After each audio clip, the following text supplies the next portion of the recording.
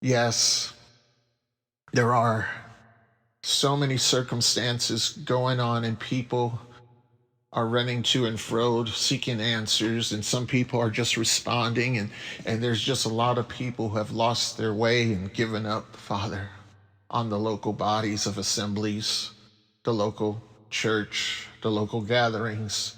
There are some that are continuously blindly attending services in church as usual, without any awareness of what's really going on behind the scenes. But Father, I know you're stirring many voices, many watchmen, many people who do know what is going on. You're stirring us all up, Father, to speak, sound an alarm, not to cause fear, but to cause a warning, to speak a word for this season that we are in. Oh, gracious Heavenly Father, anoint, appoint, and raise up those that you're going to raise up. Jesus' holy, wonderful name, again, I say amen and amen. Folks, we know that there's a lot that we can talk about. And I know some of you are accustomed to, the 7 ways to live a fulfilling life in Christ, the 5 tips to being happier, the 3 steps to abundance, and you're accustomed to these organized outlines. And I'm not putting down outlines, I'm not putting down the need for doing things decently and in order. But I am saying there are times where we have to speak because of the urgency of the matter, that time is running out. The urgency of the matter that we must sound an alarm, ask appointed questions, take into consideration all that is taking place in this season. Some people call it the last days. Some people call it the generation of revelation. Some people have little nicknames, and I'm not worried about what it's called. I just know that we are in an hour where you're raising up a people to sound an alarm. And what should we be alarming right now? Oh, great God, you're coming soon, and your reward is with you. And with that in mind, folks, I got to ask you, if God was to come, if Christ was to come, if the sky was to split as lightning shineth from the east to the west, would you be ready? Don't give me the religious answer, but search your heart and ask yourself, is there anything that needs to come out of you? It's easy to justify our life, and it's easy to not even consider our life. We just blindly serve our conveniences, our comforts. But I want to bring into remembrance something. Jesus came for a reason. I said Jesus came for a reason. Do you remember what the reason was? And it's so easy to say, to save us. Okay? He came to save us. So we agree upon that, don't we? We agree that he came to save us, which means we needed saving. There was something wrong with our lives. Those of you that are mature in the Lord, you know what we're talking about. We needed to be saved and restored to a proper relationship. So what was a proper relationship with God before we needed saving? See, some of you want me to say the word of what we need saving from, but before we do that, I'm letting the Holy Spirit move right now. And I ask you the question, what was a proper relationship with God? What was that looking like when Adam was placed in the garden. Do you remember? Do you remember what God created in the very beginning in the book of Genesis? We hear that Elohim, the Godhead, moved upon the face of this earth. He created it from nothing. He made something beautiful. He put man upon it, and he told man to have dominion over it. Yes, to have dominion over the earth. And man was able to walk and talk with God. We had a one-on-one relationship with God. We did not need a high priest. There was no wall of separation. There was no veil in a holy of holies. We had direct access. That was normal life before transgression, before we needed to be saved. I'd like you to think about that for a minute.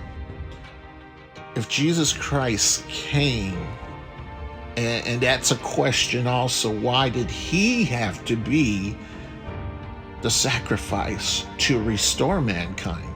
Again, let's talk about this slowly, and let's consider, let's reason together what is so wrong with us as a human being, as a mankind, as a people. Well, we were created to walk with God. We were never created to have a separate relationship away from God. Oh, my friends, did you hear that? God created us to walk and talk with him, to have dominion over the earth. And we had a loving God. And he wanted to be loved also. Yes. He wanted to be loved, but before mankind there was the fallen angels. Before mankind was created, there was those that were cast out of heaven. And that should sink in a little bit.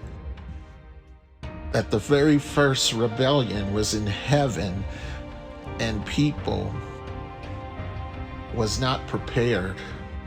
Adam and Eve was not prepared that somebody may come along and say some words, twist some statements, some facts, to cause us to wonder, to question, to consider what life would be like if we disobeyed God. Disobedience to God caused us great hardship. Would you agree with that? As I'm speaking calmly here, I'm not using a preacher tone.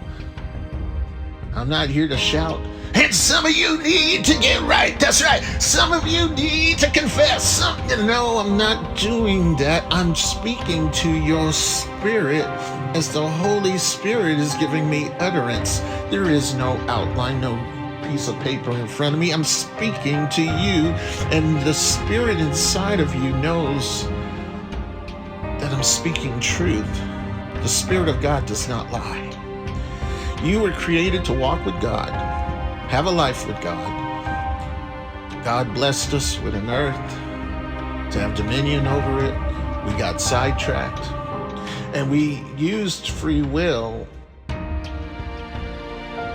for something else other than the free worship of the God who loves us and that we could love back, because anything else would have been robotic, would have been rigid, and it would not have been love.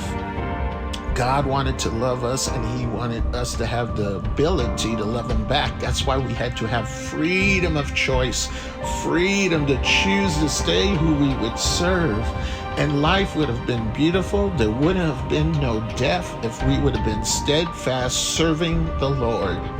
So when we look at our surroundings today and we consider all the craziness of today, let's be a little slow before we start saying, why is God allowing all this to happen? No, I think we need to be saying, Why did we cause all this? Because free will and the choices we make has consequences. For every choice, there is a consequence. For every choice we make, good or bad. You draw closer to God, you're going to have a better relationship. You draw away from God, you're going to not have as good as a relationship. There are people on this planet today who have a relationship with God in word alone, but their heart is far from Him. So that is not really a relationship.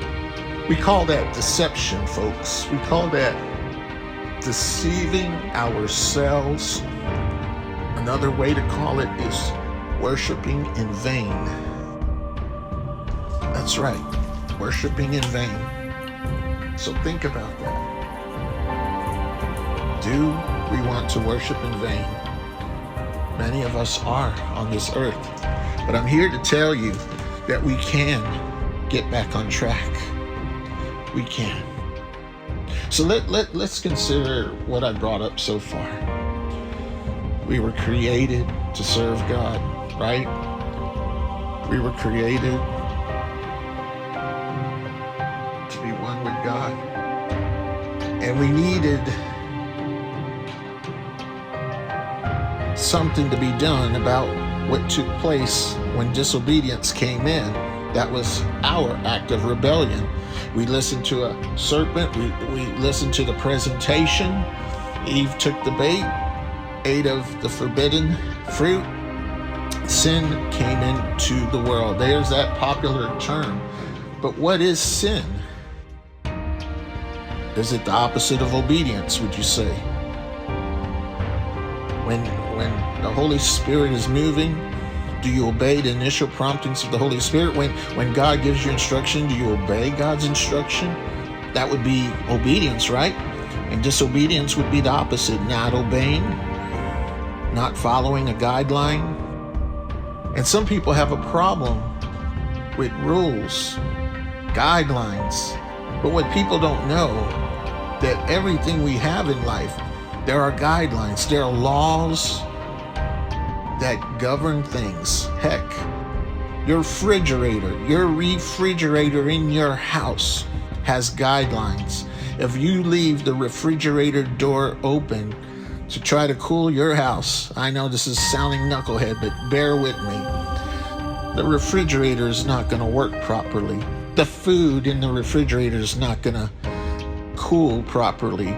The result is you're going to get sick from a contamination that will begin in your refrigerator.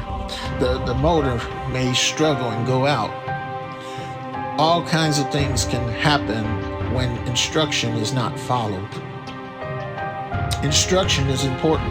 God gave us instruction so that we could have our best life, not so that we could just be governed. We have the wrong outlook on Scripture, on God's way of loving us. Because how many of you know life got worse? How many of you are aware that things did not get better because of our rebellion from the beginning? When the sin nature took over in us, things became bad, and bad has gotten worse, and now we're in a state that we are getting into the final chapters.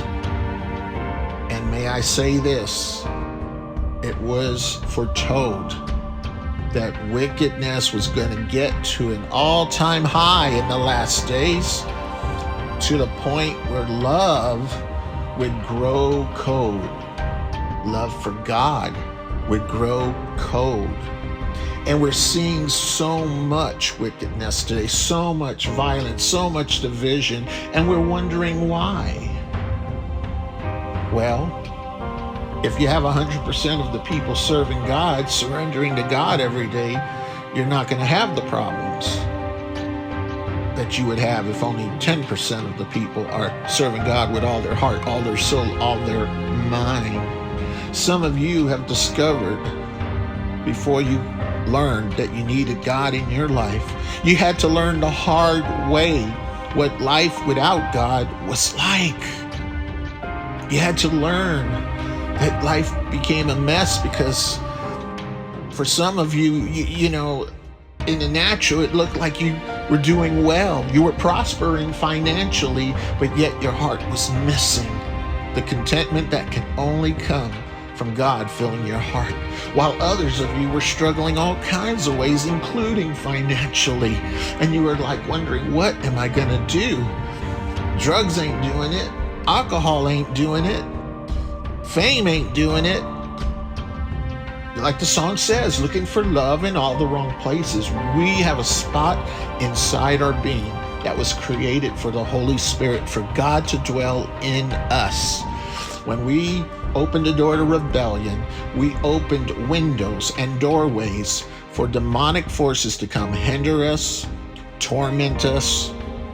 It doesn't matter if you're pronouncing Jesus as Lord. It's when Jesus is Lord will you have authority over evil. I know some of you will have a problem with what I just said and even debate it. Do what you want to do. I'm trying to tell you, we got to get back to God in our heart, in our soul, in our mind, and not partial.